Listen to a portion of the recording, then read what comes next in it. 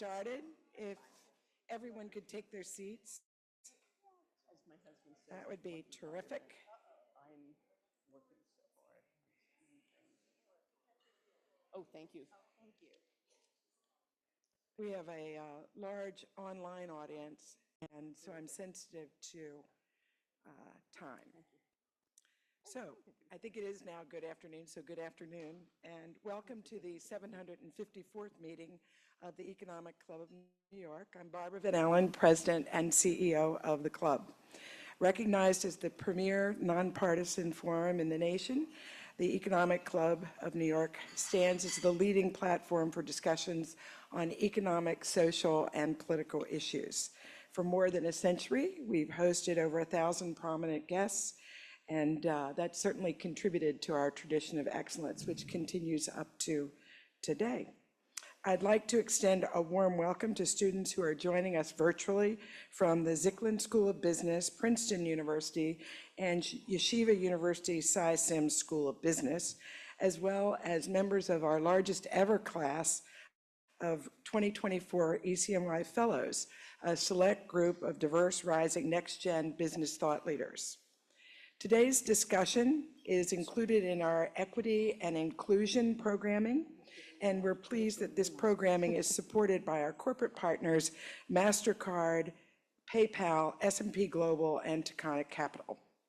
Now it's my honor to welcome our special guest today, Susan Williams. Susan is President and CEO of the Federal Reserve Bank of Boston, and in this role, she participates on the Federal Open Market Committee, the monetary policy-making body of the U.S., as I know all of this, everyone in this room knows.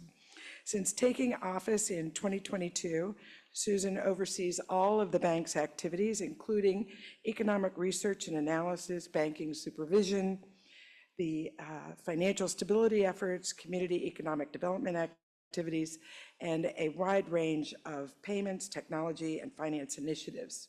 She is widely published as an international macroeconomist with a lifelong interest in policy and its impact on living standards. Her research includes work on the determinants of economic growth, exchange rate regimes, and economic performance, implications of global integration for U.S. labor markets, persistent macroeconomic imbalances, and countries' economic transformations. Prior to leading the Boston Fed, Susan was provost and executive vice president for academic affairs at the University of Michigan in Ann Arbor. In that role, she was the chief academic and budget officer and the Edward M. Graylick Collegiate Professor of Public Policy and Professor of Economics. She began her career in the economics department faculty at Harvard University, spent many years dividing her time as a professor at Georgetown University and as a senior fellow in economic studies at Brookings. She contributed previously within the Federal Reserve System, serving 9 years on the board of directors of the Federal Reserve Bank of Chicago, 3 as a director for the Detroit branch starting in 2013. Among other affiliations, she served as a board member for the Peterson Institute of International Economics and the National Bureau of Economic Research. She earned her PhD in economics at MIT and a BA in economics at Harvard University, summa cum laude. The format today will be a prepared remarks by Susan, followed by a conversation, which we're pleased to have club member and former trustee Abby Joseph Cohen doing the honors of moderating. Abby is a professor of business in the economics division at Columbia Business School, and retired partner at Goldman Sachs. We're going to end promptly at 1 o'clock, and time permitting, they will take questions from those in the room. As a reminder, this conversation is on the record. We actually have media in the room and a lot of media on the line as well. Without further ado, please join me in welcoming Susan and Abby to the stage, and I'll hand the podium mic over to you, Susan.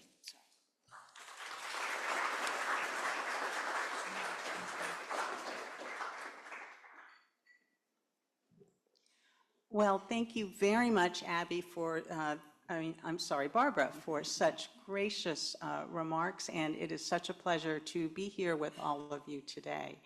And it's also just always enjoy being back in New York, which is where I grew up. I'd like to start just with a couple of thank yous and appreciations. I wanted to thank my Federal Reserve colleague and your board chair, John Williams, for the suggestion that I join you, and also wanted to thank Barbara Van Allen and her entire team for just such a warm welcome.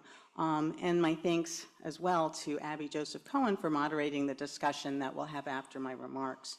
I also just wanted to start by commending the club for providing a really important forum to present views and analysis and discuss complex matters in a setting that's non-political and non-partisan. I think thoughtful engagement is really essential, and I wanted to thank you for nurturing it. It's important for policymakers to rigorously study data for empirical insights and to engage widely, explaining what we do and why, and sharing perspectives.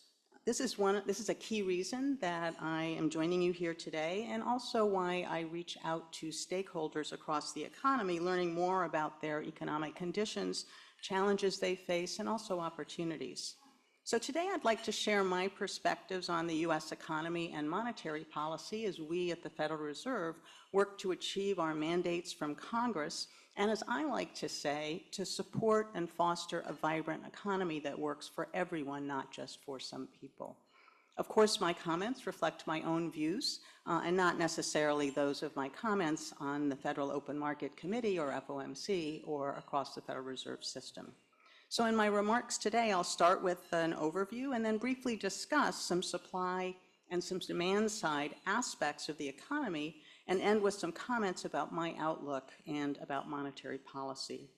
So by way of overview, my read of the economic data supports my continued stance as a realistic optimist. And by that, I mean that I do expect to see further evidence that inflation is durably, if unevenly, returning to 2%, and that the economy is coming into better balance with demand and supply more closely aligned amid a healthy labor market. And as a result, I do expect that it will be appropriate to begin lowering the federal funds rate, but later this year. However, in addition to that optimism, I'm also realistic about the risks and the uncertainties which remain elevated.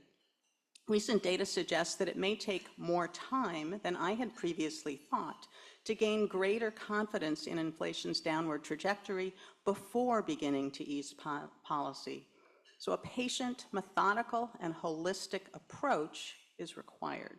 I see the current stance of policy as well positioned to balance the risks, which are two-sided, meaning there is a risk of easing too quickly, interrupting inflation's return to target, and on the other hand, a risk of staying restrictive for too long, causing a more than necessary slowdown. A striking feature of 2023 was that inflation declined significantly, and that many had expected, but instead of the widely forecast growth slowdown, the economy expanded robustly. And along with the decline in inflation, we saw continued well-anchored long-run inflation expectations, as well as a decrease in short-run inflation expectations to levels consistent with the 2% target. Furthermore, when inflation is high, price changes across sectors tend to become quite similar. And so in another welcome development, sectoral price changes have showed much less synchronicity in 2023 than they had in 2021 and 2022. Strong economic activity combined with moderating inflation points to the key role of supply improvements in helping to rebalance the post-pandemic economy. Such improvements are very good news, but as I'll discuss, the extent to which they'll continue is unclear, and this adds to the list of uncertainties that are relevant in assessing the data and in evaluating the outlook. In addition to increased supply, demand has remained robust despite higher interest rates. Without ongoing supply improvements, we risk demand continuing to outpace supply and exacerbating pressure on prices. This implies that demand will need to moderate for the Fed to achieve its price stability goals. So while resilient activity is good news, it also raises questions about the extent to which the stance of monetary policy is actually restraining demand. Regarding supply, some of the improvements last year were expected. Most notably, we saw the unwinding of the supply chain bottlenecks, which contributed to a significant decline in core goods price inflation, now back in its pre-pandemic range, and improvements also in labor productivity and labor supply, but those were more surprising. The recent acceleration in labor productivity, it's still evolving. It could partly reflect firms' needs to find efficiencies given labor shortages and rising costs. Improved labor productivity could also partly reflect gains from labor market reallocation earlier in the recovery, when strong labor demand enabled many workers to change jobs, likely improving employment matches overall. Higher labor force participation among prime-age workers was another welcome surprise. That recovered notably, especially for women, despite continued challenges with the supply of childcare. And I will note that so far, the robust labor market has allowed for remarkably inclusive outcomes by historical standards, with employment gains that have been spread across racial and ethnic groups. And this represents important progress towards a more broad-based notion of full employment. In addition, increased immigration has expanded the labor supply by more than previously thought. With a larger population, the pace of monthly payroll growth that's consistent with a stable employment rate is likely much faster than it was pre-pandemic. And so while I certainly hope to see further improvements in aggregate supply, there's considerable uncertainty around whether these changes will continue at a pace and scale that supports the rebalancing that's needed to achieve price stability. But to be very clear, while the economy's productive capacity may not expand as quickly as it did in 2023, it should still grow at a solid pace this year and next. Turning to demand, the evidence also points to demand staying elevated despite real interest rates that are high by the standards of the past 2 decades. In particular, consumption growth has remained robust, buoyed by household balance sheets that have remained strong, and faster population growth likely contributed to increased spending as well. And it's worth noting that firms have likely been able to maintain relatively high profit margins, not just due to productivity gains, but also to robust demand.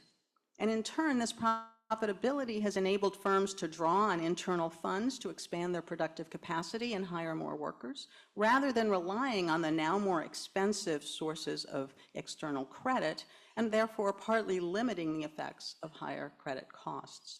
Resilient demand could explain the increase in inflation so far this year. In particular, there are signs that household expenditures may be shifting away from goods towards services where price pressures are still high. Shelter price inflation also remains elevated, with moderation in market rents limited by continued strength in the labor market. So let me turn to monetary policy. The intent is to help slow demand in a manner that's consistent with inflation sustainably returning to 2% amid healthy labor market conditions. But given the continued economic strength, the extent to which monetary policy has been tempering growth is unclear, as is the extent to which it will do so going forward. In fact, the current level of interest rates may provide less restraint than expected. Strong balance sheets have likely reduced the interest rate sensitivity of households and firms. And in addition, the current low household savings rate may indicate that the returns needed to incentivize savings may have increased. And for firms, the return to capital spending may be rising due to the supply of additional workers and to productivity improvements. These considerations, together with equity market gains, continued narrow corporate bond risk spreads, and the growing availability of credit from non-bank institutions, suggest that current financial conditions may be only modestly restrictive. To be clear, moderately restrictive policy is consistent with demand ultimately slowing and inflation returning to target. Furthermore, the supply improvements I've mentioned imply that the extent of slowing required to rebalance the economy is less than one might have thought given the strength in activity. This assessment of the monetary policy stance implies that the risks are two-sided. On the one hand, there's the risk of inflation not continuing on a downward trajectory back to 2%, which highlights the importance of not easing prematurely. At the same time, the possibility of the economy slowing notably should not be discounted. We may not yet have seen the full effects of the FOMC's past policy actions, given the considerable uncertainty about the lags with which monetary policy affects the economy. And furthermore, higher interest rates could make the economy more vulnerable to the effects of adverse economic or geopolitical shocks should they occur. However, in my view, the risks of monetary policy being too tight have receded. Earlier this year, I was concerned about policy restrictiveness given an apparent rise in labor market fragility.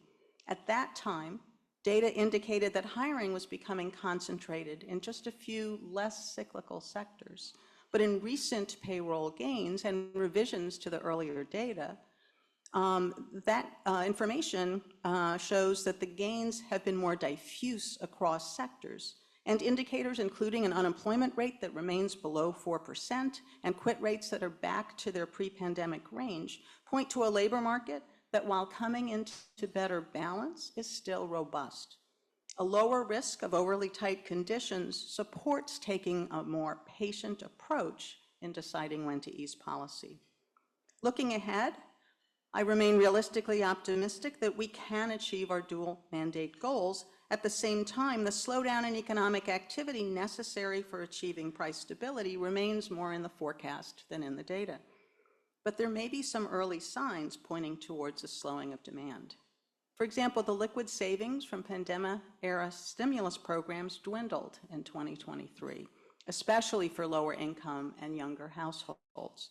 And there's evidence of rising credit card utilization rates and delinquencies, and growth in business investments slowed in the second half of last year. However, the potential impact and timing of these indications of slowing are uncertain. In a sign of still robust demand, payroll growth over the last quarter averaged 276,000 jobs per month, a pace that is likely faster than needed to keep up with population growth, even accounting for the increased immigration. And core inflation has moved up relative to the low readings in the second half of last year. And of course, we've just gotten some new data related to inflation. The implications of these recent data for the evolution of inflation, though, remain to be seen. For instance, we should not necessarily have been surprised by some higher inflation readings early this year after the string of low numbers in the second half of 2023. Overall, the recent data have not materially changed my outlook, but they do highlight uncertainties related to timing and the need for patience, recognizing that disinflation may continue to be uneven. And this also implies that less easing of policy this year than previously thought may be warranted. To gain greater confidence that progress remains on track, I'll continue to monitor a wide range of quantitative and also qualitative data. Expecting all of the indicators to be well aligned is too high a bar, but I'd like to highlight five of the many things that I'll be watching or looking for. First of all, the evolution of the components of inflation. We don't have individual targets for the components, but the composition is informative and the dynamics are quite different. In particular, housing as well as non-shelter service price inflation is taking longer to return to pre-pandemic trends, and I'm going to be looking to see additional progress there. Second, further evidence of the low synchronicity of price changes across sectors. This is a typical feature of low inflation environments, and it's been encouraging to see this indicator return to its pre-pandemic level, or pre-pandemic range, I should say. Third, evidence that wages continue to evolve in a way that's consistent with price stability. In fact, given the past price increases and the ongoing productivity developments, there's room for wages to grow at a relatively sustained pace without necessarily generating additional inflationary pressures. Fourth, seeing short and long-term inflation expectations remaining at levels consistent with the FOMC's 2% target. And fifth, continued signs of labor demand moderating in an orderly way to a healthy, sustainable balance with supply. So in sum, the recent developments continue to highlight the importance of a patient and methodical approach as we holistically assess the available information. The incoming data have eased my concerns about an imminent need to reassess the stance of policy.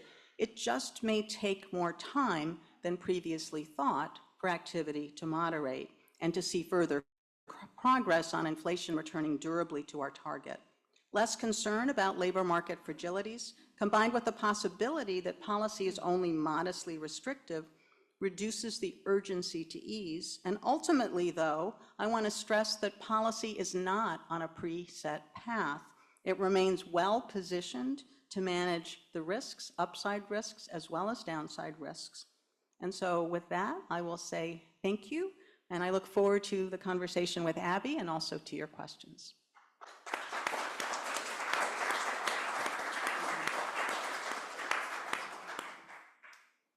President Collins, thank you. That was extremely thorough, very thoughtful, and basically you have eliminated most of the questions that I had.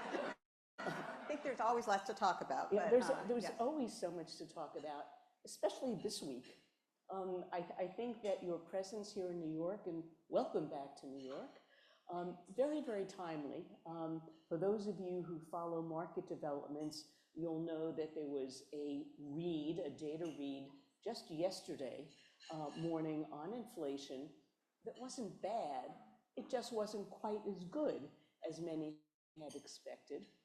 And we had a day in which yields rose notably, share prices fell significantly, and even the international news coverage was not just about what was happening to the economy, but the impact it would have on Fed policy and the impact on electoral politics in this important year. And so clearly there's so much going on, but in many ways, markets are responding to small increments of data. They're not necessarily looking at things in the big picture. So I want to go back to one of the expressions you used that I thought was just wonderful, and that is we need to be patient and methodical and holistic. I suspect people in this room know what patient is, right? And methodical. There are a lot of trained economists in this room, but give us a little bit more in terms of what you mean by holistic. Absolutely, and there's a lot there, so there are a couple things I'd like to follow up on, but let me start with holistic, which I think is a great place to start. I do think that there's so many pieces of data, and there are a lot of uncertainties, as I've mentioned. That's always true, but the uncertainty is actually elevated compared to things pre-pandemic. I actually think in terms of three different types of uncertainty. There's uncertainty about the data, and data like monthly volatility in inflation is elevated compared to pre-pandemic, and that is still true. Not quite as much as it had been, but it's still elevated. There's uncertainty in terms of the key relationships, things like consumption, which of course is the 2/3 of demand, and the extent to which it is focused on goods versus services and where the pressures are. So all of those relationships, uncertainties there. And then the third type is the big, totally unexpected things like the pandemic, which hopefully we aren't going to have to worry about. So in that context, when there's many uncertainties and many things that might be evolving somewhat differently from how they had in the past, I think it's all the more important to take a broader look at the information available, and that includes the statistical information as well as the qualitative information. Statistics often tell us about last month or last quarter, and often the conversations can tell us about what people are thinking about on the ground and how they're looking forward. So it's almost to me a constellation you can think of, and you don't want to focus too much on a particular number. So one thing I will just say, and then happy to talk a little bit more about yesterday's price release, and that is that, so it's certainly true that, and I tend to average over a couple of months because the data, as I said, are noisy. It's certainly true that the first quarter CPI inflation numbers are higher than I might have hoped. I've already said maybe that's not so much a surprise because there was such a string of very good news earlier. But it's also true that if you look at wage growth, even though wage growth has been faster than it had been pre-pandemic, it's still consistent with the trajectory of inflation back down to 2% because of the past price increases and the productivity gains that we've seen. So I try to avoid looking at a particular number and looking more holistically. So that was perhaps an elaborated answer, but gives a sense of how I think about that. That was terrific, so thank you for doing that. You know, one of the observations that you made had to do with the somewhat unexpected improvement in labor productivity.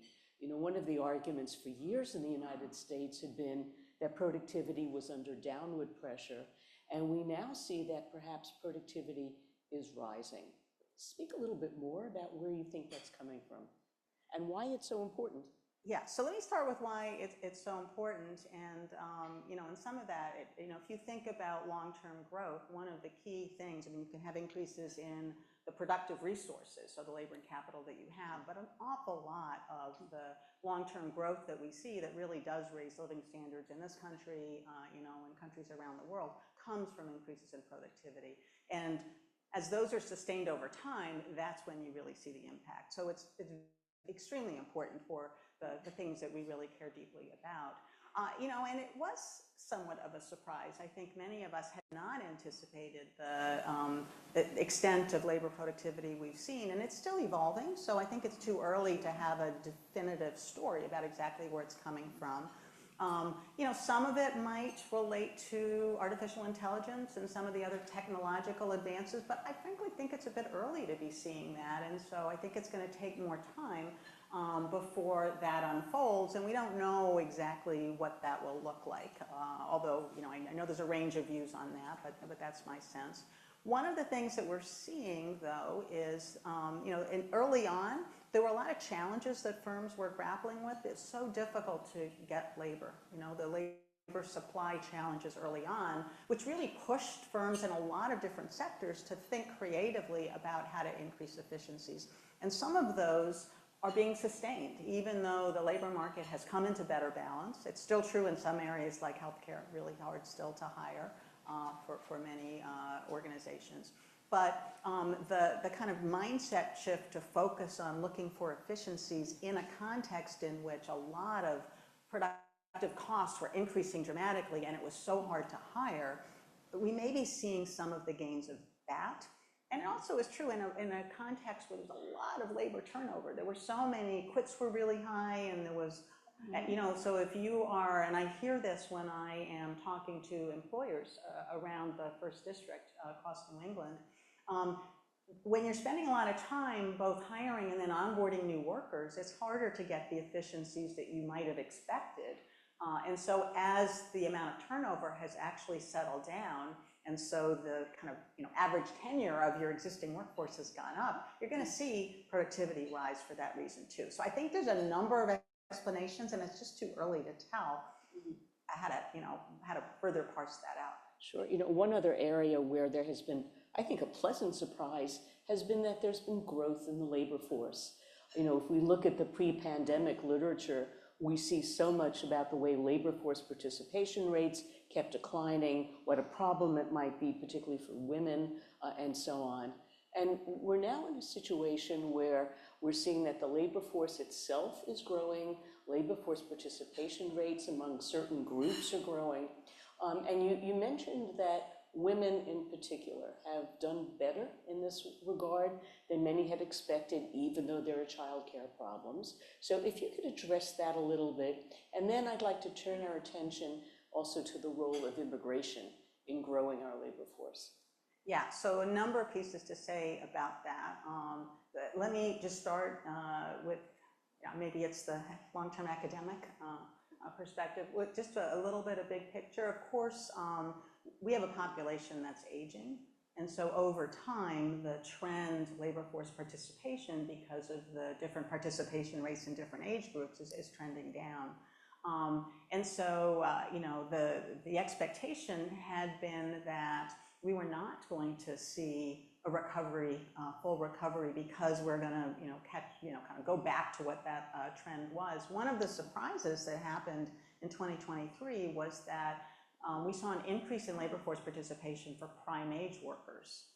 And actually recently, in the most recent data, there's been a bit of an uptick in labor force participation for over 55, which was not what was driving some of the increases before. So, that's a bit early to tell. Yeah. And I will say that I have been very focused on childcare challenges when I talk to people across the First District. The three things that I hear about the most are the challenges of available affordable housing. And it's affordable across the income spectrum, affordable for low and moderate income, affordable for middle income, even affordable for folks with somewhat higher incomes. And the next thing is childcare. And the focus, hearing from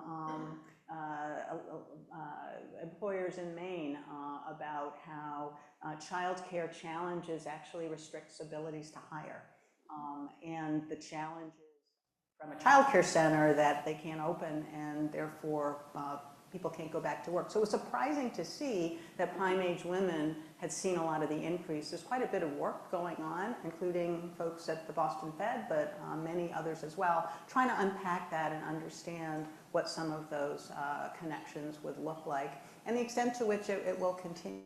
But it certainly does help with productive capacity. So there's a lot more that one could say there, sure.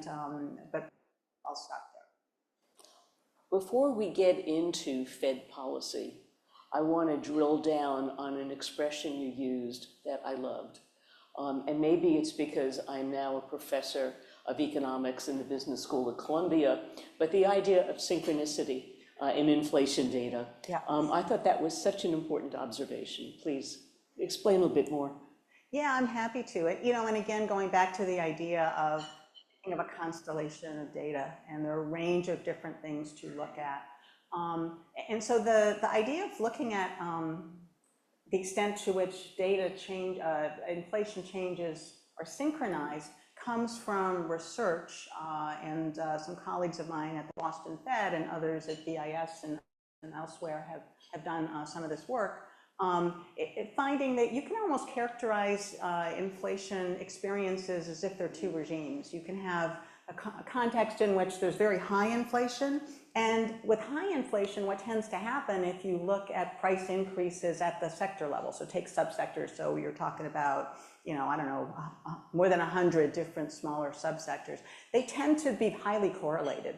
People are looking at what others are doing, and so you see lots of people making increases at similar times. And in low inflation regimes, there's less attention to what others are doing, and you don't see the same high correlation. So one of the characteristics of a low stable inflation regime is that there's a low synchronicity, at that subsector level between price and if you go and look at, and you can do this in monthly data, which is one reason it's helpful. If you look at 2021 and 2022, highly correlated for the US. And then you look at 2023, you see it coming down, and it's now back in the range that it was pre-pandemic. And so to me, that's a very encouraging sign. And one of the things I would hope to continue. If I saw it going back up, that would be something I would be concerned about. And I'm assuming this is also linked to the idea that inflation expectations Absolutely. Haven't really risen in a notable way. Absolutely. So it was important that was one of the things I highlighted that I'm watching. The fact that the long-term ones had been consistent with 2% throughout pretty much, and the shorter-term inflation expectations have come down in a range that is also consistent. And again, to me, that is part of my broader baseline outlook. If we turn our attention to Fed policy, you are, after all, the president of the Federal Reserve Bank of Boston and a member of the FOMC. You've described yourself as a realistic optimist as it relates to the dual mandate of the Fed. Speak to us a little bit about what you're seeing and whether you're feeling more optimistic or less, and also what could go wrong. Sure. So lots of pieces of that one too. So I've actually been characterizing myself as a realistic optimist for some time. I relatively early, and so even as early as the end of 2022, saw a pathway that was actually consistent with my baseline for us to be able to bring inflation down in an orderly way while labor markets remained relatively healthy. And the uncertainties and risks around that have evolved. They've stayed elevated. So, I do think certainly relative to the beginning, early days, I certainly think that that pathway is quite a bit wider than I had thought it was before. I will say at the same time that, the kind of balance of the evidence is focusing me more intently on risks and recognizing that the uncertainties around that baseline have changed. So one of the things I said in my remarks is that the data that we've observed, this constellation of data, some of which are still quite consistent with the trajectory I'm looking for, and some of which don't show the progress that I would hope to see. And I would say some of the price data would be in the latter category.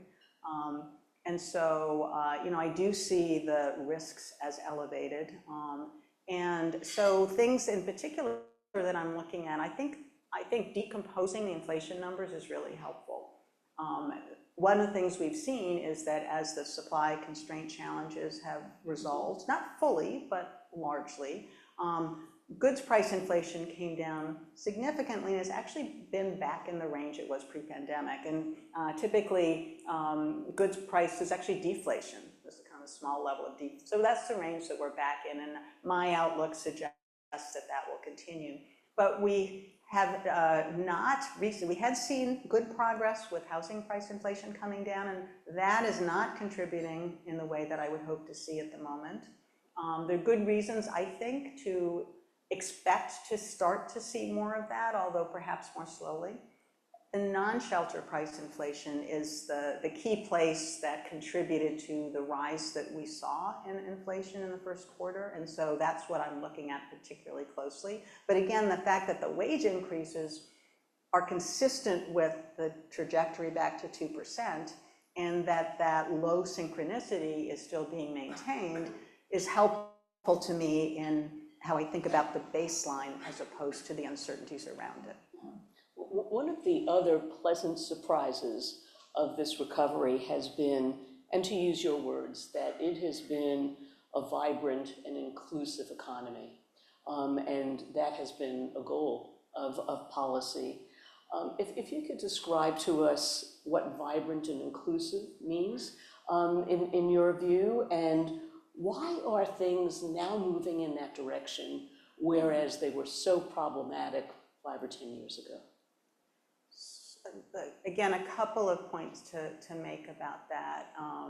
And I think for me, the starting point is our mandate from Congress, which is price stability and maximum employment. And that relates to me very closely to what I see as the overarching mission for the Federal Reserve, which, as you just very nicely said it, is a vibrant economy that works for everyone.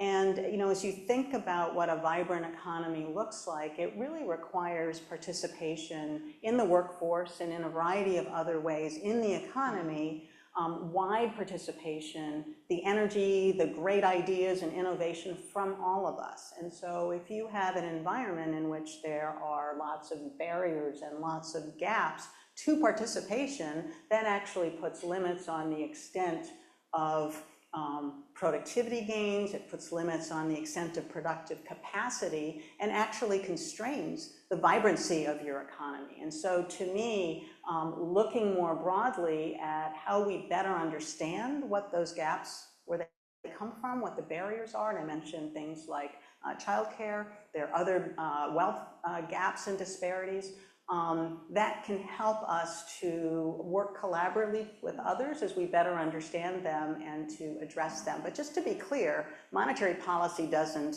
address things, structural things like childcare. So a number of the disparities and gaps are not the purview of monetary policy per se, but that speaks somewhat to the broader portfolio of the Federal Reserve, which includes rigorous nonpartisan research. It includes working collaboratively with others to foster vibrancy. And in particular, I'd mention that we have a active community development, economic and community development department that focuses on vibrancy for low and moderate income communities, including small cities and rural areas. And so they help us to work in that area. And then the wide range of research that we do that I think contributes to that understanding. Your responsibilities for the First District, Federal Reserve Bank of Boston, I imagine that these responsibilities are very different than they might have been 100 years ago when the Federal Reserve System was put in place.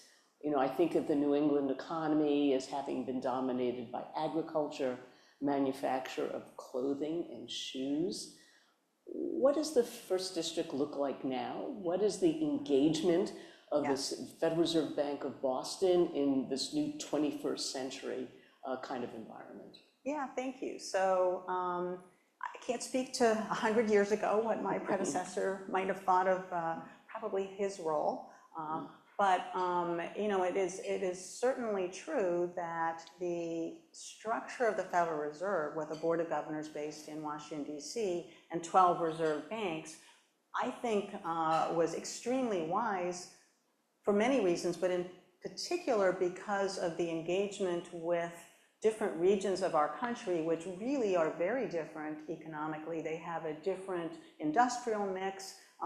And so that understanding, and also the connection, so that we have engagement related to generating a vibrant economy and thinking about how to include opportunities more broadly. That's something that I really do take very seriously. So as far as the First District goes, one of the most kind of vibrant areas that we have is healthcare and higher education. So that super sector is quite large in the New England area, and you know, certainly very vibrant. We have a very diverse economy, and I have to say it's a great pleasure to travel around different parts of New England, learn more about our coastal fisheries and that type of agriculture and the types of manufacturing. But you're absolutely right. Like the rest of the country, there are mill towns where the vibrancy that came from an industry that is has become much more challenged over time has left small cities that are struggling, and that's an area that the Working Places Initiative that I mentioned before tries to focus on, based on research, developing and fostering collaborative leadership approaches to address shared challenges and develop strategies to do that. So there's a lot of work that's there, and I do think, on the one hand, how we think about that evolves over time, but at the same time, the commitment to connecting in a district, recognizing that the 12 districts are really very different, even though they're varied within themselves, that hasn't changed, and I think is pretty much a hallmark of how the Federal Reserve works. One more question for me before I turn it to the people in this room, and it has to do with the situation now being faced by small businesses in the United States. You know, we have been surprised, I think, as an economics community, that the economy has been as robust as it has been, even though interest rates have moved notably higher. And you addressed some of this in your comments, speaking about the strong balance sheets that many firms had, speaking about their access to capital from other sources other than the public credit markets. What about some of the smaller businesses, the newer businesses, perhaps the minority-owned businesses, the women-owned businesses? Are they working at something of a disadvantage at this point? So I appreciate you raising a question about small business, which are really critical to the vibrancy of our economy in a lot of different ways.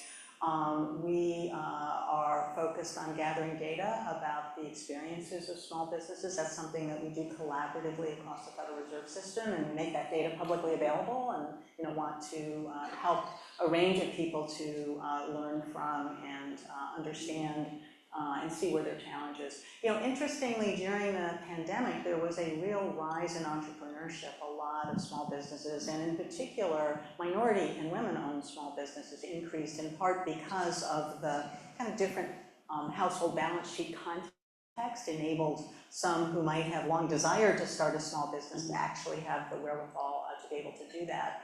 And one of the many things that we're watching is what's happening over time. And it has, as interest rates have increased, it has become somewhat more challenging in some contexts to gather funding for that. But at the same time, overall, things seem to be continuing with challenging areas perhaps in some pockets. So it's something to monitor. And it also highlights the importance of community banks, which are one of the places that historically has been, most likely source of resources for smaller businesses, given the relationships in communities, and really speaks to the importance of the range of types of financial institutions that we have in our economy as part of that vibrancy that I've been talking about. Terrific answer, thank you. So it's now time for those of you in the room who have questions for President Collins. Don't be shy. Please. We're using microphones, eh? I have a question.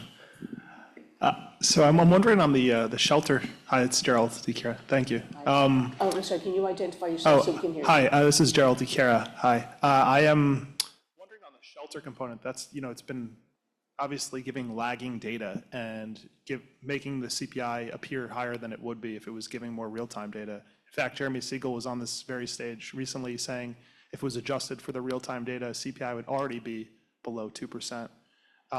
Just wondering when you think the real-time data will start to show up in the actual CPI data for shelter. So, of course, there are a number of complexities and components to the way that the shelter piece of the CPI inflation is calculated, and it's a bit different from how shelters housing inflation is calculated in PCE, which of course is the indicator that we are particularly focused on. I would say it's a bit hard to tell. I mean, some of the underlying indicators, in particular market rents, exactly to your point, have come down in ways that do seem consistent with the direction that we're looking at, and exactly how long that will take to show up. Some of it, some of the parts that haven't come down relate to the non-market components, and so there's some complexities there which make it a bit difficult to give a very precise answer. And we're still watching because, as I had mentioned, demand is still elevated, and we have to really take that patience and look at how things evolve. There are, I think, uncertainties in terms of the different components of housing. It's also important to separate the single family, the different components of that had somewhat different dynamics as well. So I think there's still things to watch there, and I do think that some of the data, to your point, are not reflecting the underlying things that one might expect. So there's some complexity. What about some of the regional differences within the country? Yeah, so one of the things that we look at is certainly some of the regional differences. I would say that nationally, the house sale price data is elevated, but nationally has been coming down.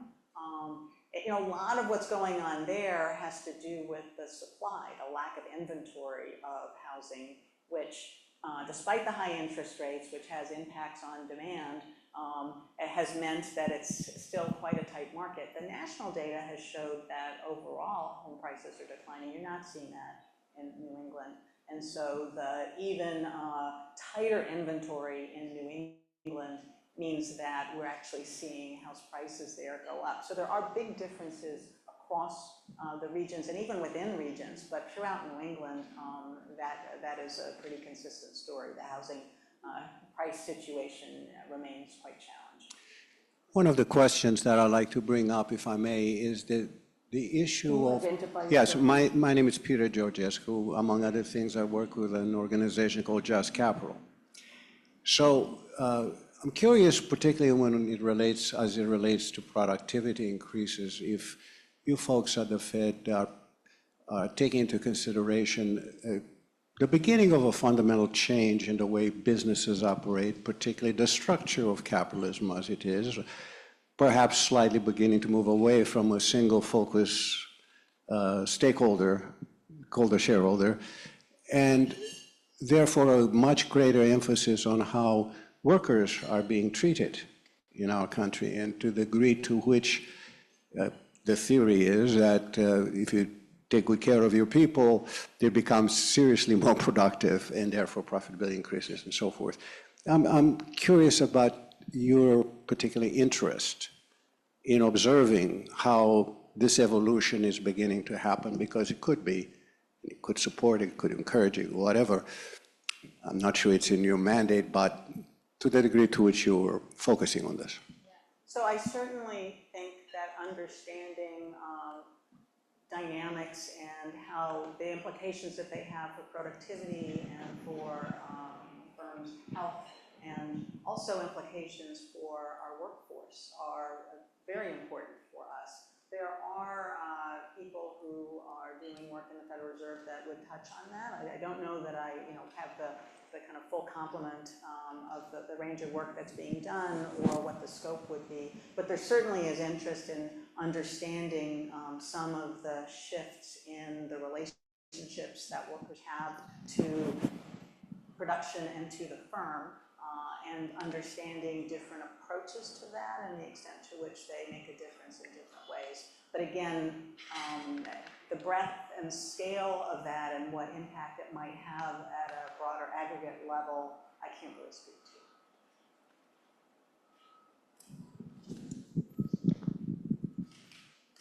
Thank you. This is really interesting. Doris Meister, the head of Wilmington Trust. My question's around the Fed's efforts on the research front and all the work you do to really get an assessment on the impact of Gen AI on productivity. So we're all undertaking, and most larger companies have efforts underway to identify use cases and start working with tools or developing tools. And we're all starting to see glimpses of just how profound this is going to be. Could you comment a bit on the Fed and how you're all looking at this and what efforts you're making to research the productivity impact in particular? Yeah, I'll just say a bit about that because I would say it's really still evolving. So we're all absolutely looking at it. It is, I talked to some academics who are particularly interested. There's a range of views about how big an impact it will actually have, how quickly we might see it, whether it'll be more concentrated in some parts of our economy, which types of activities it will either benefit most and what kinds of changes. So I think it's just really early days. I'm very excited about the, I'll say, explosion of potential use cases and some of the experimentation that's underway. But I think it's just too early to have too definitive a sense, but we're certainly extremely interested. We're doing, we have various kind of exploratory initiatives underway, as you said, like many, many organizations do. And I think we can learn from each other in terms of how to think about this and how to leverage it. And again, I'm going to go back to that mission of a vibrant, inclusive economy. It can increase vibrancy. I hope that we can marshal the opportunities in ways that help inclusivity as well, so that it really increases our productive capacity in ways that help to raise living standards and that have benefits more broadly. Ed Cox, you have a question? Ed Cox, Secretary of the Economic Club. As I try and put in present inflation in context, I think back to the 70s and what inflation was then. And I recently learned that CPI is now calculated in a different way. And if we calculate it as it was back then, the present inflation would be 8%, as opposed to its present 3.5% or so. Can you explain the difference in which which data is correct, which is the right way of doing it. So I think what I would say there is that goes back to why I look at a constellation of data. There are lots of different, there's a concept which is how quickly prices are rising, but how you actually create a measure of that, there are lots of assumptions that you need to make along the way in terms of, how you, do you make adjustments for whether exactly what's in the basket of goods is changing or not. So what adjustments you make or not, what you hold constant, those decisions can make a difference in terms of the numbers that you get. And there are also differences between the PCI, the PCE and the CPI in that context. I tend to look at all of it and try to understand what the patterns and trends are from that standpoint. And so, kind of takes you into the weeds to talk too much about the specific changes that got made or not. But I do think it's an important point to recognize that there are different indicators. There are different labor market indicators as well, not just different indicators of economic growth. And if you want to think about financial stability, it's not one indicator.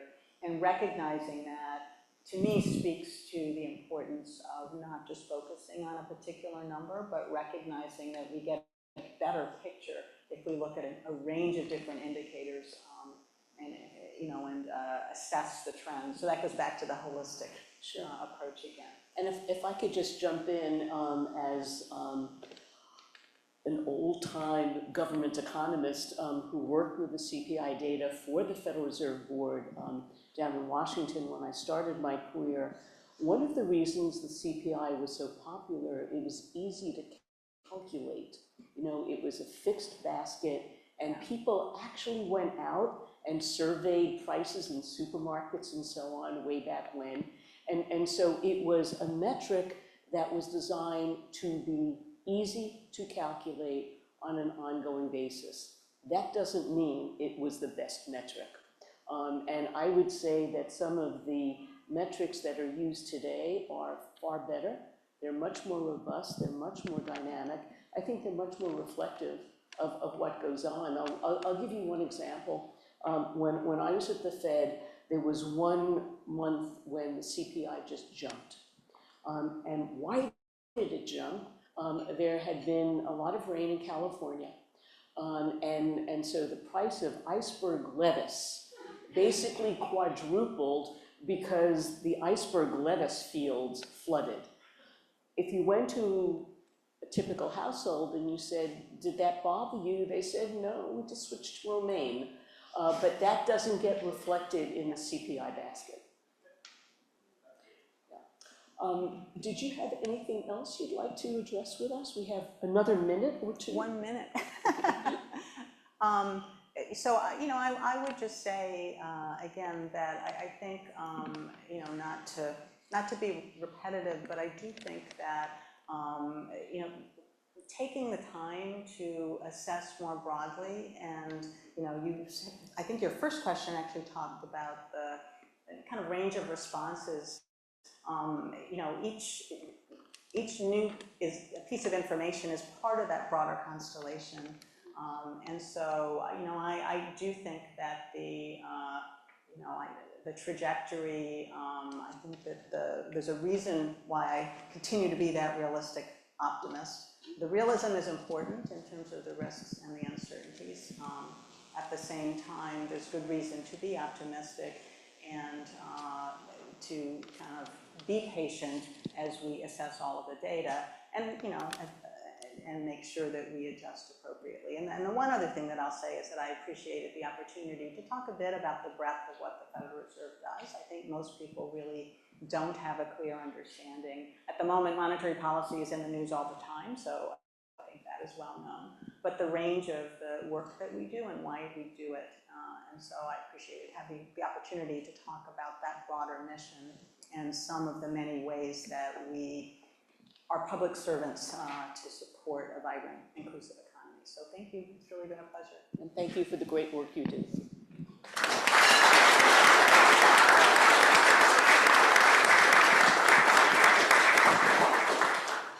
That was a very insightful conversation. Thank you. And it really was an honor to host you. Thank you for being here today.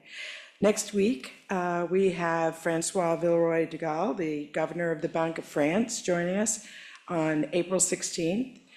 Jamie Dimon joins us April 23rd. And that is proving to be a very popular event. So please, if you're interested in attending, get your tickets soon. On April 30th, we have Jared Bernstein, the chair of the Council of Economic Advisors, joining us. And then looking forward into May, we have Juliana Richardson, who is the founder and president of the History Makers. She'll join us for a webinar May the 2nd. We have Dr. Ed Yardini on May the 21st. And on May 30th, we have a luncheon featuring our club chair, John Williams. I also want to mention, I don't have the date here, but we did yesterday confirm by popular demand Glenn Hubbard and Larry Summers. So they'll be joining us shortly as well. So all the events are listed on our website. We have many more to come. I always like to take a moment to thank our members of the Centennial Society that joined us today, as their financial contributions help to make our programming possible. So thank you everyone for joining us today. We look forward to seeing you again, hopefully next week. And for those in the room, please enjoy your lunch. Thank you.